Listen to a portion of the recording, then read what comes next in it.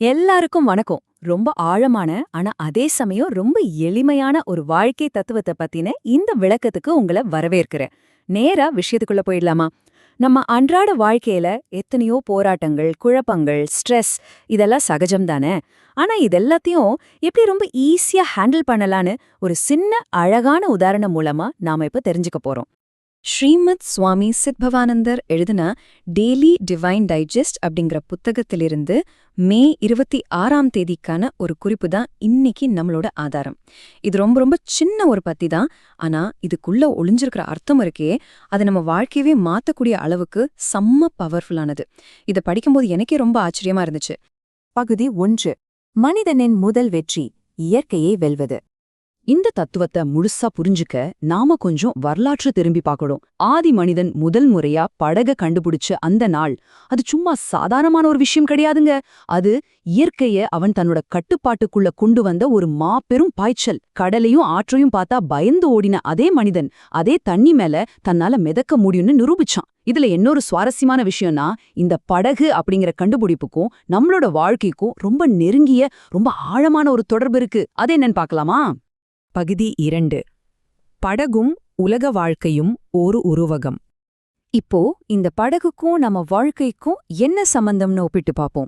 ஒரு பக்கம் தண்ணில பயணிக்கும் படகு, இன்னொரு பக்கம் இந்த உலகத்துல பயணிக்கும் மனிதன். பொதுவா ஒரு படகு எங்க இருக்கணும்? நிலத்துல இருந்தா அதுக்கு வேலையே இல்ல, கரெக்டா?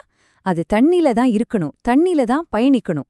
அதே மாதிரி தான் நாம இந்த உலகத்துல தான் வாழணும். இந்த உலகத்தோட வேலைகள்ல நாம முழுமையா ஈடுபடணும். படகுக்கு தண்ணி எப்படி இயல்பானதோ அதே மாதிரி நமக்கு இந்த உலகம் ரொம்ப ரொம்ப இயல்பானது. சரி, இப்ப ரொம்ப முக்கியமான ஒரு பாயிண்ட்டுக்கு நாம வரப்போறோம். பகுதி 3. உள்ளே வரும் ஆபத்து, சிக்கல் ஏற்படும்போது. எல்லாம் நல்லா போயிட்டு திடீர்னு ஒரு ஆபத்து வந்தா என்ன ஆகும்? ஒரு நிமிஷம், இந்த கேள்வியை உங்களுக்கு நீங்களே கேட்டுக்கோங்க. படகுக்குள் தண்ணீர் வந்தா என்ன ஆகும்? கொஞ்சம் கற்பனை பண்ணி பாருங்க. நடுக்கடல்ல ஒரு படகுல சந்தோஷமா போயிட்டு திடீர்னு படகுல ஒரு ஓட்ட விழுந்து உள்ள தண்ணி வந்தா எப்படி இருக்கும்? நினைக்கும் போதே பகீர்னு இருக்குல்ல. படகு மெல்ல மெல்ல மூழ்கிடும், நம்ம உயிருக்கே ஆபத்தா முடிஞ்சிடும். அந்த தண்ணி படகுக்கு வெளியே இருக்கிற வரைக்கும் தான் அது நமக்கு உதவி செய்யும். இதுல எவ்ளோ ஆழமான உண்மை இருக்கு தெரியுமா? படகு தண்ணீர்ல இருக்கலாம், ஆனா தண்ணீர் படகுக்குள்ள வரக்கூடாது. ஒரு படகு தண்ணி மேல மிதக்கிற வரைக்கும் அதுக்கு எந்த பிரச்சனையும் இல்ல. ஆனா எப்போ அந்த தண்ணி படகுக்குள்ள வர ஆரம்பிக்குதோ அப்போவே அது மூழ்கத் தொடங்கிடுது. இதே லாஜிக் தாங்க நம்ம வாழ்க்கைக்கும். நாம இந்த உலகத்துல வாழலாம், தப்பே இல்ல. ஆனா இந்த உலகத்தோட ஆசைகள், கவலைகள், அழுத்தங்கள் இது எதுவுமே நம்ம மனசுக்குள்ள வரக்கூடாது. இந்த ஒட்டுமொத்த தத்துவத்தோட மையக்கருத்தே இதுதான். எல்லா துன்பங்களுக்கும் காரணம் உலக ஆசைகளே. அது மனிதனை மூழ்கடித்துவிடும்.